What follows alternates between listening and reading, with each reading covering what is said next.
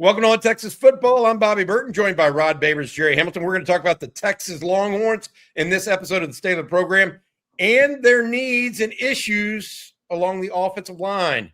Has Texas done enough in the portal to date? I think that's a fair question. And if we were looking at 2025 in the rearview mirror, the question would be that we all thought Texas really has to attack the portal for offensive linemen in 2025. Now, while Texas has secured a commitment from Dylan Sikorsky, the Oregon State starter at offensive guard, they haven't done that much quite yet, although Jordan Seaton, the big offensive lineman from Colorado, is expected to enter the portal today. There could be others that Texas is recruiting as well. But while we're talking about Sikorsky, he's the only newcomer with any sort of experience at this point. Meanwhile, Texas loses two starters at both guard spots. They lose Daniel Cruz. They lose Nate Kibble. They lose Connor Stroh. And then yesterday, they lost Nick Brooks, who actually started some games for him as a true freshman. So I'm going to just throw it out to you guys. Where are you starting to be concerned about Texas in the portal along the offensive line? Rod Babers, let's go with you, bud. I'm not concerned yet because there's still time, so I'm not going to be concerned. I have a lot of faith in this this front office and considering what they've done so far in the portal. But yeah, I do think it's fair that Longhorn fans express their criticism that they have not addressed the O-line, which there's no addressed it enough because they have Sikorsky. But that was easily the biggest issue for the team. If you had to rank and prioritize what were the biggest liabilities and what were the biggest issues that held this team back and limited what Texas was able to accomplish in 2025, there's no question the offensive line is probably first, second, and third for a lot of folks out there, including myself. So I listen, I do want to praise the coaches, the big game hunting. I think a lot of Longhorn fans are really excited about, the weaponry that has been assembled here for Arch Manning. But it's important to protect Arch Manning. He was one of the more pressured quarterbacks in the Power Four. A big part of why Sark had the worst running game that he's had as a play caller was because of the offensive line. So there's still time, so I'm not going to freak out. But if you want to criticize, Texas a little bit for kind of waiting to the halfway point of the transfer portal here to really buckle down on the O-line, I think that's fair. Because you are kind of running out of time here to bring in some proven commodities on the O-line. Sikorsky is one of them. I do like that pickup, but considering what you lost and what you just brought up, I mean, you brought up, 6 departures on the O-line, 2 of them being starters for you, a couple other guys who got starts for you, Nick Brooks being one of them. Yeah, I mean, I think at this point, the Longhorns need to get multiple starting caliber players via the transfer portal on the O-line. And right now, I'd say you run out of time to do so. But Jordan Seaton being out there, if the Longhorns are in that one, that's another kind of the big game hunting we're talking about. That's another target. So the Longhorns at least are once again continuing that mentality, even when it comes to the offensive line. I want to take it even a step further and say I think this is going to be a concern every year because of the portal. And I think for this 26 season, yes. I mean, they need at least 3 more guys, right? Ideally, you've always wanted 16, 17 offensive linemen for depth purposes. I think everybody at the major universities are going to be depth challenged moving forward because your developmental guys are going to get ripped and promise potential starting jobs before maybe they're ready at an Ohio State or Texas and for more money. So I think this is going to be a continuous thing over time here in the portal. But I think for this 26 season, which is what everybody's focused on right now, I think they're 3 short of where they ideally want to be. I think they're 3 players short. They're down to 12 scholarship offensive linemen as of when this show is being recorded, and that's Nicholas Robertson's not going to be on campus for spring practice. So they are 4 short of having 3 lines of depth, a 3 deep at the position head in the spring. And they're probably not going to get that number in the spring. So they're going to need 3 more guys in the portal. And if they can get a front line guy, an NFL prospect, then I think that would alleviate some of the fans' concerns. But from a depth standpoint, they need 3. I actually misspoke. They've lost 7, not 6, because I talked about Cruz. Daniel Cruz is at NC State. Nate Kibble went to Baylor. Connor Stroh went to Kansas. And then I mentioned Campbell and Hudson off to the NFL. Well, and then Nick Brooks just went in the portal yesterday. Don't forget about NATO. Yeah. There really are 7 with only 4 incoming at this time. And 3 of those incoming are true freshmen in John Turntine, Caden Shear, and Nick Robertson, added to Dylan Sikorsky. So to y'all's point, and I think a valid one at this time, numbers are an issue and depth is an issue. Now, what happens if Texas loses more over the next 2 days, 2.5, 3 days to the portal? We will see what happens. I want to talk a little bit about Jordan Seaton next and the Longhorns potential recruitment of him. But first, let's say thank you to our sponsor. Every state of the program brought to you by our friend Adam Lowy over at the Lowy Law Firm. If you've been injured in a car wreck, truck wreck, automobile accident of any kind, and think you might be due compensation, reach out to Adam and his firm, LowyLawFirm.com. That's LowyLawFirm.com. They'll give you a free, no strings attached, none at all. Use them, don't use them. But they'll give you a free consultation to tell you whether or not they think you might be due compensation. Again, that is LowyLawFirm.com. Thank you, Adam, for your sponsorship of On Texas Football. Now, looking forward, Texas is still in the dead period. All college football is in the dead period because so many of the coaches are at the AFCA, American Football Coaches Association meeting in Charlotte from Monday through today. So Texas has had no visitors on campus this week. That ends tomorrow. One of the guys that allegedly is going into the portal, and I say allegedly because Jordan Seaton, offensive tackle from Colorado, announced that he was leaving Colorado, but his name's not officially in the portal as we speak right now. Jerry and Rod, how does he fit in this Texas scheme if Texas already re-signed an offensive tackle in Trevor Gooseby that's a potential first rounder next year? Do they move Gooseby to right tackle? They keep Gooseby at left and move Seaton to right? Is that even – look, I know Texas is big game hunting, to Rod's point. We use that term, but how does he fit? Does Baker move to guard in that scenario, I guess? Jerry, I'll start with you. Yeah, definitely, if a Jordan Seaton goes in the portal and Texas wins that battle royale, because it ain't going to be easy. That's not going to be easy or cheap. Then, yeah, Baker obviously would kick inside for a year, then probably kick back out after that. As far as the left tackle, right tackle thing in this air quotes for the podcast scenario, I think Trevor Gooseby stays at left tackle because that is a year under his belt and under Arch's belt of belief in him that they're on the same page at left tackle. Now, that's an interesting statement to make because Jordan Seaton's going to be probably the highest drafted offensive lineman in the 2027 draft.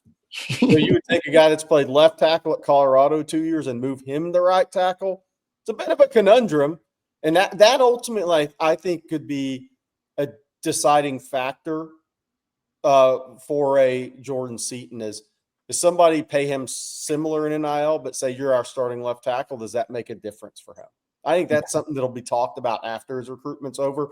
But Rod, I don't know if you agree with that. I think it's hard to move Gooseby off of Arch's backside because there's trust there. Yeah, I think you make a good point, Jerry. You want, O-line, you want continuity, as much continuity as possible. And obviously you're going to be bringing a lot of new pieces, and you like to have, obviously the left tackle, one of those foundational pieces. You like to have that continuity from year to year. So I'm with you, but everybody knows when you're talking about the NFL, what you're talking about now, this new portal market that has been created. There are premium positions, whether they're, stated like the NFL does in their CBA, or actually we can kind of see them kind of evolve into premium positions in the transfer portal. Tackle is one of them, period. But then there's a kind of subset of left tackles, and the left tackle is also is paid at a kind of a higher premium than just tackles. And that's why guys, I'm sure they're told by their agents, hey, when you go to the NFL, you want to be a left tackle. All right. That's where the pecking order starts in terms of you being paid and you being the top guy. And so there's no doubt this young man, Jordan Seaton, wants to be a left tackle and is considering himself a left tackle. I have a hard time believing that he'd go somewhere, especially when right now he has a lot of leverage in the market and change over. But, maybe he'd like to show off versatility. That's the only thing I can think of as a sales pitch is, hey, if you want to switch him, hey, show off your versatility to the NFL. Everybody knows that you're a franchise left tackle. You've already shown that. Show them that you also can play right tackle. I don't know how good of a sales pitch that is. So that's why Gooseby moving might be easier to persuade him to do so. But then I'm sure, upped him and paid him a substantial amount of money as well. Probably paid him, like I said, like a left tackle. So you're going to be paying two guys, if you get them, like left tackles, which I imagine is top of the market money for both of those guys, because both of them are considered first round picks. One's considered like Seaton to be a guy's going to be drafted in the top 10, top 15. So, like I said, the sales pitch is tough to Jordan Seaton. You could do it, but it's a tough sales pitch to get him to switch coming off the free agent market, if you will. Maybe Sark just plays a bunch of tackle over this year. Hey, 609 package. I love the 609 package when they put the extra tackle out there. I love it. Rod, you keep up with the NFL as well as anybody. What if I told you Penny Sewell is a right tackle? Lane Johnson, right tackle. Tristan Wirfs, right tackle. Yeah. Is the left tackle versus right tackle scenario a little different maybe than it was when Michael Lewis wrote the book, the backside or whatever it was called? Can't remember. Blindside or whatever. Blindside, yeah. I mean, hasn't football changed a little bit, given that those are three of the highest paid offensive linemen in the game, and they're all three right tackles? Yeah, no, I think you're onto something, Bobby, just because I was watching the Texans defense against the Pittsburgh Steelers the other night, and them two bookend edge rushers they got, right? They got Will Anderson on one side. What Texas is trying to do right now. So the point, Bobby, I agree, is that everybody's model is, I got to get two of them. I can't just have one anymore. Nope, I need two. Gonna get a feed off one another. And so I think everybody builds their defense that way. So to your point, yeah, maybe it is a little antiquated, and maybe that could be part of the sales pitch. It's like, hey man, just so you know, the right tackles in the NFL are being paid a lot of money too, just because these days most teams are going to try to stockpile pass rushers, and they want two of those bookend guys. And Texas is a prime example of it too. Right, they're stockpiling pass rushers, edge rushers. So I do think I think you're on to something there, Bobby. That should be a good part of the sales pitch. Put it in there. Put it in the sales pitch. I love it. Yeah, I think that people, first of all, is Jordan Seaton a left tackle? Yes. Is Trevor Gooseby a left tackle? The answer is yes. Yeah. But I think they can be whatever they want to be too. At tackle, left, right, whatever. I think it comes down to fit and whether or not you want to go win. And so I think that's going to be Texas's approach if and when he does go into the portal, by the way. I mean, we had Trevor Gooseby on the show on Friday, and one of the things on Sunday night, I think it was, and or Monday night, I can't even remember now. And one of the things he said was iron sharpens iron. Yeah. Go figure out who the best are, and then go play against them, and maybe you figure it out on the field. But my opinion is pretty clear that Texas returns 3 offensive linemen as a whole that are starters. In Connor Robertson, he announced his return. That was a pleasant surprise to some degree, although we thought it was headed in that direction. Trevor Gooseby announced his return, and then Brandon Baker is expected back for 2026 as well. I'm more hung up not only on getting someone that's a potential game changer or fundamental piece like Jordan Seaton. I'm hung up on this overall talk that we just started this discussion with, and that is the depth. Yeah.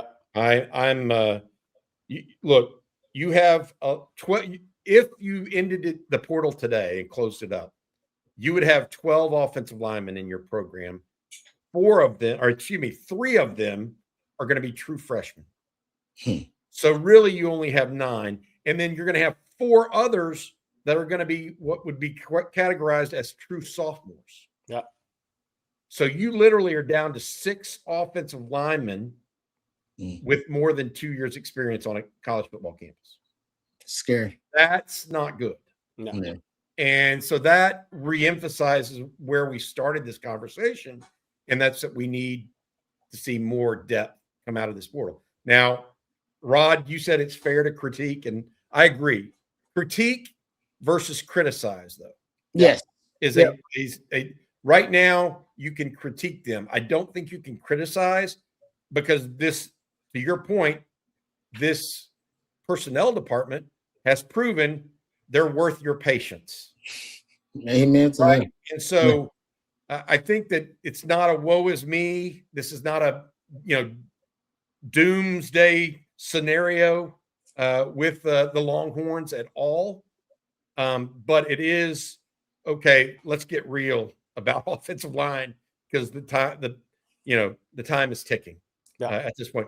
That is not the only position that we think Texas needs to address still in the portal. You and I, all three of us, were talking pregame here. And one of the things we talked about, it looks like Texas still needs at least one more linebacker. Texas lost not only Anthony Hill to the NFL draft, as well as Trey Moore. They also lost Lilianga Lafau and Bo Barnes to the transfer portal, while only bringing in Rasheem Biles and Justin Cryer from the portal.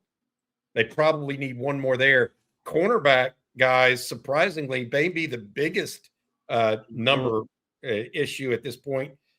We look at it. Here's who they lost to the portal: Caleb Chester, Warren Roberson, Santana Wilson.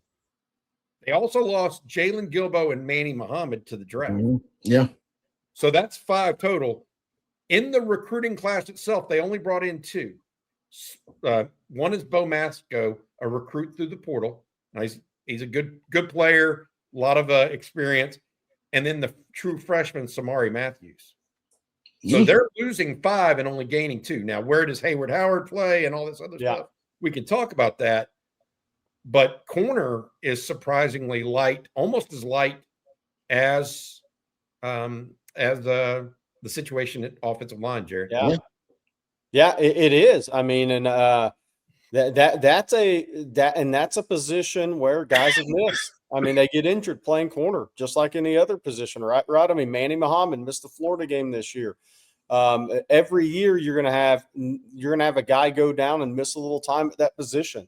But yeah, so I think that is, again, Bobby, and that's the inexperience. If you said Cade Phillips and Bo Masco are the starters today, what's your experience like behind them? Yeah. What's your experience like behind them? Could a Grayson Littleton play some corner? Could a Wardell Mack play some corner? Potentially. But Rod, the experience behind your 2 starters is pretty worrisome right now. I think they have to go add another corner in the portal before spring practice. Yeah, I agree with you. I think, a corner or a guy that can play nickel for you. That way you can manufacture some depth, because you got a lot of guys that can play both. You just talked about Wardell Mack. We've seen him play both. Grayson Littleton can play nickel and corner for you. So can Bo Masco, by the way. So that'll at least give you some options, and you'll be able to manufacture some depth that way. But I agree with you guys. You got to bring in an experienced player, because I think experience is going to be key here too, because you had that youth movement in the secondary late last year, which is good for you. Cade Phillips being kind of, I think, the face of that youth movement, but also I think that could kind of cost you early on, just having so much inexperience in that secondary at corner. So I would try to go get a veteran corner that can play nickel for you too, and that way you start cross training some other guys, and you will be able to get you at least.